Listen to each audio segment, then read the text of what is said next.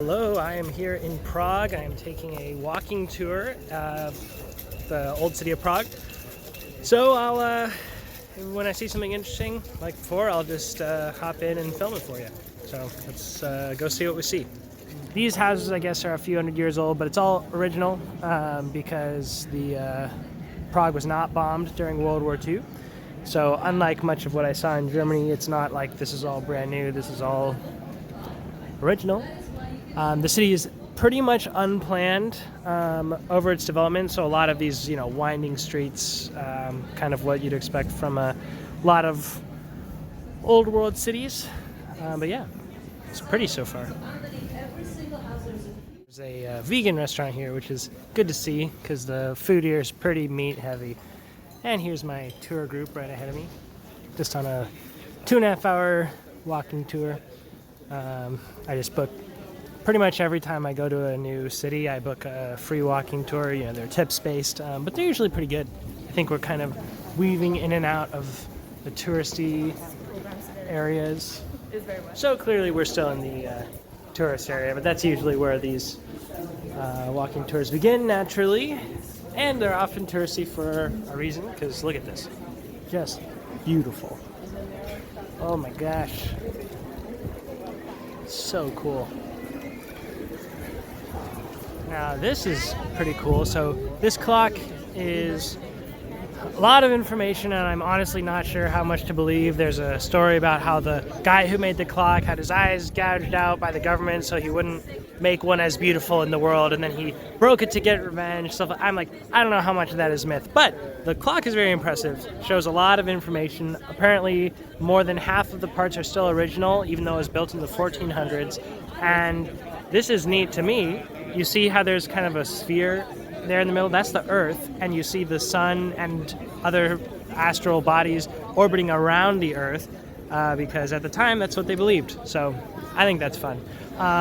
We're about to see what apparently is voted one of the most disappointing sites in Europe, but you see everyone's still gathered around to see it. There's a little show that happens every hour, these little wooden figures. Okay, here we go. Let's see how disappointing.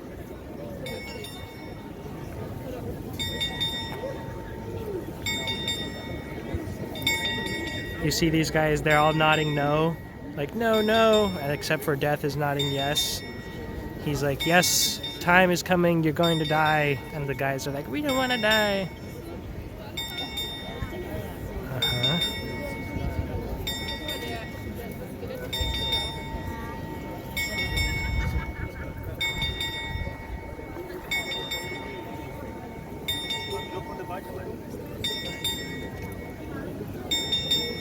Mechanically, it's impressive because apparently this is all without electricity. It's still the original mechanisms. Well, this is it. All right, and that was it. Everyone It was a life-changing experience for you. hope that was worth the wait. And as the crowd disperses after that amazing performance, get a little closer look at this actually very impressive clock. It's beautiful. It's fun. And now we're heading into the square.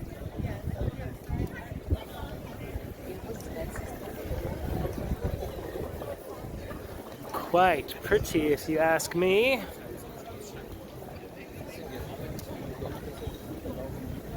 Very nice.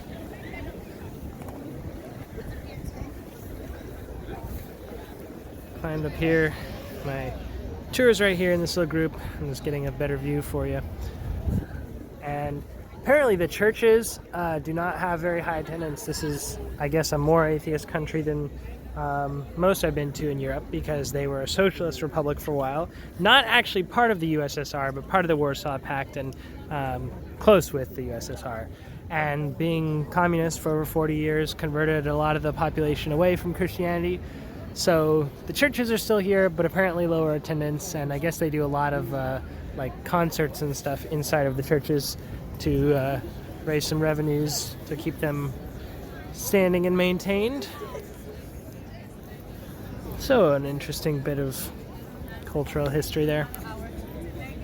And if you're wondering why I'm not just filming the tour guide, first, I don't know, that feels kind of rude.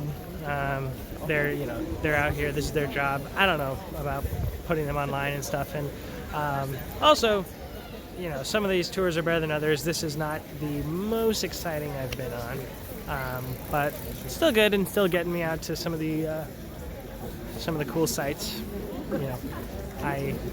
I don't know if this is a must-do. I think a lot of this I could just be sightseeing on my own, but just depends on the tour. Heading into St. Nicholas Church. Not sure if I'm allowed to film, so I'm just gonna, quietly hold the camera.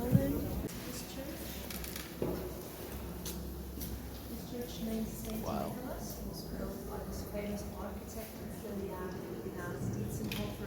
We don't have any of the famous names of the artists in Italy. Like this church was built around 1670 as a Roman Catholic church. It served as a church for about 120 years, then it was turned into storage space. Then 100 years later it was converted into Russian Orthodox Church. From that period we've got this Annunciation here in the shape of a Tsar's crown, Bohemian crystal. And then the last 100 years it was given to the Protestant Hussite Church. So from the period of 1415, you can see the church still exists until today. So it's a Protestant church these days. That's why there's basically no high altar. According to the tour guide, this is one of the oldest active synagogues in the world. She says maybe the oldest. Of course, who knows whether that's accurate. But this is kind of fun. Apparently, the story of Gollum, like the Jewish story, there was like a stone, a guy who was animated, brought to life to like protect the Jews and do household work or whatever. Kind of a popular monster legend. Apparently, the legend happened around here, and this is the place where the Gollum was last seen, or something like that, like up in this attic. They brought him up here to get rid of him, something along those lines. Kind of cool to be in the place that the Gollum story, I guess, originates.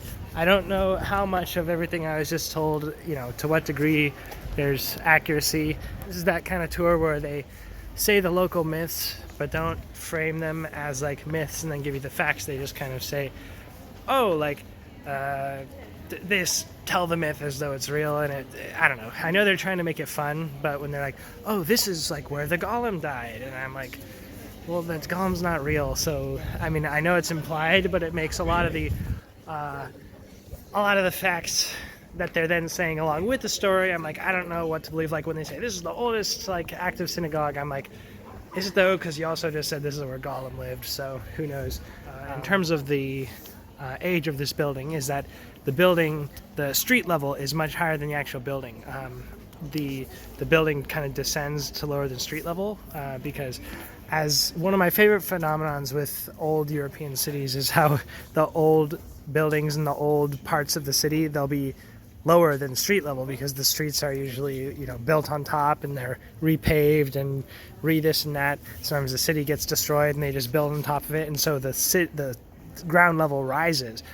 So old buildings will be kind of sunken below ground level, which I always just think is so fascinating. Very old synagogue here, a Jewish cemetery behind that wraps around. There's another synagogue.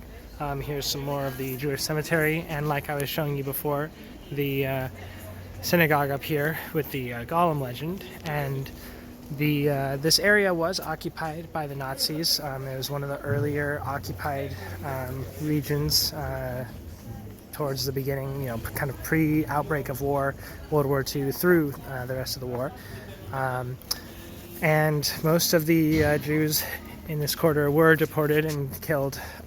Only, I think there were estimated about 80,000 Czech Jews who were murdered during the Holocaust. And very grim. At least what the tour guide just said was the reason that the synagogues are still standing and are not damaged.